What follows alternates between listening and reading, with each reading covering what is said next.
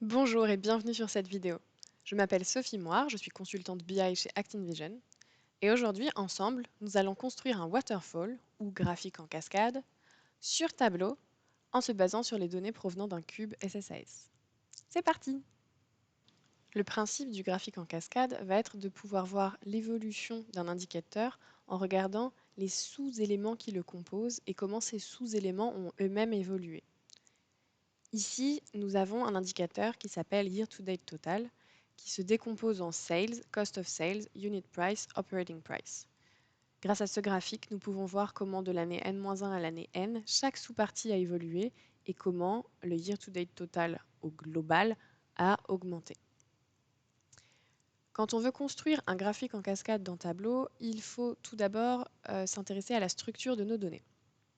Le cas le plus simple est le cas que nous avons dans cet autre classeur ici, où on veut par exemple regarder l'évolution du profit, et cette évolution ici se décompose par sous-catégorie. J'ai un champ sous-catégorie ici, qui est une dimension, qui est une colonne présente dans mon cube, et je vais pouvoir afficher toutes les valeurs de cette dimension côte à côte pour voir l'évolution de chacune ici des sous-catégories. Okay. Dans mon exemple précis dont je vous parlais juste avant, la difficulté est que Sales, Cost of Sales, Unit Price, Operating Price ne sont pas les valeurs d'une dimension, mais sont chacune des mesures indépendantes, chacune des colonnes stockées séparément dans mon cube. Pour pouvoir les afficher côte à côte comme présenté ici, nous devons utiliser une petite astuce qui est en fait non pas d'avoir une feuille globale où je vais appeler les différentes mesures, mais d'avoir une feuille distincte pour chaque barre. Ici, j'ai donc 1, 2, 3, 4, 5, 6 barres qui constituent mon graphique. Cela représente 6 feuilles que j'ai assemblées sur un même tableau de bord pour le résultat final que vous voyez à l'écran. Dans un nouveau classeur tableau, je me suis connectée à mon cube et je vais pouvoir commencer à construire mon waterfall. Je retrouve sur la gauche tous mes champs, notamment les mesures dont je vous parlais, sales, unit price, cost of sales, etc. Je vais commencer par la première barre qui est year to date total N-1. Et cette barre va vraiment être pour le coup une simple barre. Je peux dès à présent commencer à... Je note simplement la première comme 0 sera 1, sales. Pour construire la feuille suivante, là, il va falloir réfléchir un peu plus. Je ne peux pas utiliser un repère en barre classique, sinon ça partirait forcément de 0. Je vais donc utiliser le repère barre de Gantt. Et il va me falloir un champ qui définit où ma barre démarre et un champ qui définit où elle arrive. Pour ça, je vais créer deux champs calculés. Un syntaxe qui sera la même partout, ce qui me permettra là encore de bien structurer mon classeur, mon dashboard, m'y retrouver si je dois y revenir par la suite ou si quelqu'un d'autre doit après reprendre la main sur mon travail. C'est toujours bien de bien nommer ces champs, voire de les commenter si besoin. Ceci étant dit, donc là tout de suite, pour faire le début de ma barre sales, je dois simplement me baser sur le champ précédent. Donc ici, le year to date total N-1. Pour définir la taille ici de ma barre sales, je vais simplement mettre sur le champ sales lui-même, donc appeler ça ici. Et je vais pouvoir construire maintenant ma barre en appelant du coup le champ start en ligne et le champ size en taille. Je suivrai toujours la même structure, start en ligne, size en taille. Je me retrouve bien ici à une barre qui commence vers environ 30 millions, ce qui était la valeur de year to date total N-1, et qui augmente ensuite de presque 15 millions, ce qui est la valeur de sales. Pour la barre suivante, je continue, comme je disais, le même. Le premier, repartir du champ, des champs que j'avais fait avant. Donc ici, je suis dans la feuille 2 et je repars de tous les champs qui sont numérotés 1. Ici, il y a une petite particularité. Donc là, le fait de faire mon champ size me permet aussi de corriger ce genre de petits deltas, ce genre de petits écarts que je voudrais combler. Si j'avais besoin de refaire des calculs, par exemple, pour la hauteur de ma barre, parce que j'ai peut-être pas la mesure toute prête, là encore, je peux faire des étapes intermédiaires. Ici, c'est finalement une transformation très simple. Je passe simplement en négatif. Et je vais ensuite pouvoir créer ma feuille. De la même façon qu'auparavant, Start en ligne et Size en taille. Ah, sans oublier le repère barre de Gantt. Je vois bien ici donc que j'ai une barre qui partait de presque 45 millions, qui était ce qu'on avait avant, et ensuite qui est descendue de ma valeur de cost of sales.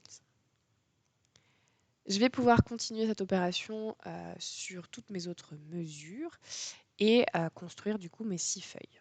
Le même processus va donc se répéter pour tous les champs. Je vais ici le faire assez rapidement. Une fois que toutes mes feuilles sont construites, je vais pouvoir les appeler dans un tableau de bord. Donc ici, je retrouve bien toutes mes feuilles. Je les ai construites toutes de la même manière, avec à chaque fois le champ Start et le champ Size. Il n'y a que la première et la dernière des feuilles qui sont, elles, de simples barres avec un type de repère barre. Mais sinon, voilà, la logique est la même partout. En les assemblant sur mon tableau de bord, je commence à avoir un peu l'esprit du waterfall, mais j'ai un gros souci au niveau des échelles. Comme on en parlait dès le début, la deuxième barre, par exemple, ici vers 30 millions, doit commencer là où la précédente s'arrête. Ici, mes axes sont tous indépendants. Il y en a qui vont jusqu'à 30 millions, 45 millions, 40 millions, ben voilà. Il y a un peu de tout. Et il va falloir que je trouve un moyen de synchroniser tout ça pour que les axes soient en accord et donc les barres, elles aussi, que les barres soient toutes proportionnelles les unes aux autres. Pour ce faire, on va utiliser un champ calculé qu'on va ici, que moi j'ai déjà construit, je vous le montre tout de suite. Il s'appelle Scale Max. Le principe, c'est que je renvoie le maximum de tous mes starts et de ma barre d'arrivée. En fait, si je reprends simplement le tableau de bord qu'on vise, donc ici, si je regarde le start ici de ma barre 1, c'est la même chose que l'arrivée de ma barre 0. Le start 2, c'est ce point-ci. Le start 3, c'est ce point-là. Le start 4, c'est le haut ici. Et le dernier, qui n'est pas vraiment un start, j'ai simplement appelé la hauteur de la barre year-to-date total. Okay. Le principe de ce champ calculé, c'est de trouver quel est le point le plus haut et de renvoyer la valeur de ce point le plus haut. Donc, je fais ce champ calculé là où à chaque fois, voilà, je prends le max de 2 éléments et jusqu'à trouver le point le plus haut. Et je vais ensuite me servir de ce champ calculé là en axe double. Ici, par exemple, dans ma feuille 0, je le fais en direct. J'amène Scale Max dans mes lignes, je bascule ça en axe double et je vais pouvoir ici synchroniser mes axes. Si bien que le point qui correspond à Scale Max, donc ici presque 45 millions, a besoin, lui, d'une échelle qui va jusqu'à 45 millions. Et du coup, en disant je synchronise les deux, je force la première à aussi aller jusqu'à 45 millions. Cette astuce, néanmoins, elle me sert normalement juste à avoir cet axe-là. Et la valeur Scale Max, je ne voulais pas vraiment l'afficher. Donc ici, je vais juste jouer un peu avec le type de repère, la taille, mais également l'opacité, donc ici dans couleur, pour faire disparaître en fait ce cercle. Mon but, c'est pas que le cercle se voit, mais c'est que simplement il force les axes à aller jusqu'à ce point-là. Je vais également ici, pour pareil, continuer à le masquer, enlever ce qui contient en infobulle pour que un utilisateur final, en le survolant, ne voit pas de choses spéciales et donc ne se rende pas vraiment compte qu'il est là. Et je peux ensuite, dans year-to-date total n-1, donc l'élément que j'avais auparavant, enlever ici nom de mesure ou réajuster la couleur ou la taille si besoin. L'important est qu'à la fin, je masque le deuxième axe une fois que j'ai bien synchronisé. Et donc que je me retrouve finalement avec un visuel comparable à tout à l'heure, à la différence de l'axe qui lui s'étend jusqu'à un max. Je vais reproduire cette opération sur toutes mes feuilles. Et ensuite, du coup, on va voir cette cohérence et ces proportions qui commencent à s'afficher dans le tableau de bord. Une fois que mon champ Scale Max est mis en axe double sur toutes mes feuilles, voilà le résultat que j'obtiens. Alors, on a quelque chose de beaucoup plus cohérent. Comme on disait, je vois que ma deuxième barre, par exemple, commence là où la première s'arrête. Et ainsi de suite. Donc, j'ai quelque chose qui est beaucoup plus cohérent. Maintenant, pour nous aider à bien voir les choses, on va aussi rajouter des couleurs. Donc pour les barres qui descendent, je vais simplement les mettre en rouge ici et laisser les barres qui montent en bleu.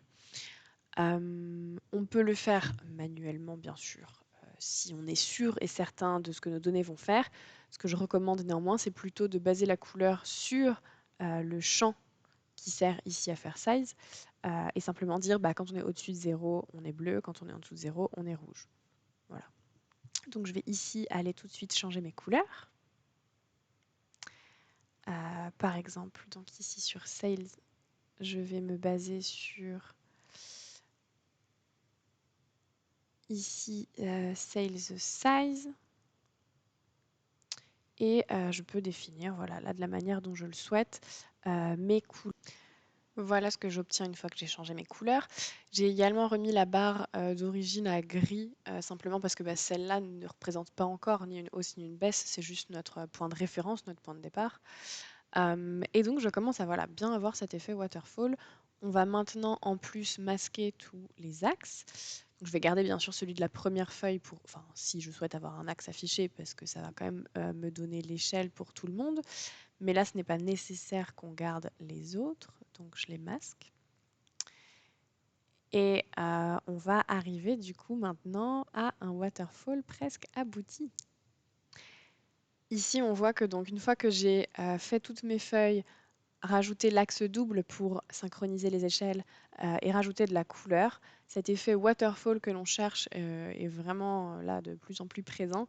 Il ne reste plus que quelques points de formatage pour enlever les bordures ici, éventuellement changer le texte d'endroit, potentiellement rajouter des filtres.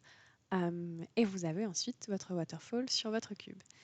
Si vous rajoutez des filtres, comme je l'avais fait dans l'exemple initial, vous verrez que vos données peuvent donc varier selon ce que vous sélectionnez. Et c'est pour ça que c'est important que notre scale max soit dynamique, puisque éventuellement, d'un mois à l'autre, peut-être que le max ne sera plus atteint ici, mais peut-être au total, etc. Donc gardez bien tous ces éléments en tête. Les feuilles distinctes avec à chaque fois un début, une taille, l'axe double, les couleurs, et vous savez faire un waterfall. C'est la fin de notre vidéo, j'espère qu'elle vous sera utile, j'espère que tout était clair. Si vous avez des questions, n'hésitez pas à nous contacter et je vous souhaite à tous une très bonne continuation sur Tableau.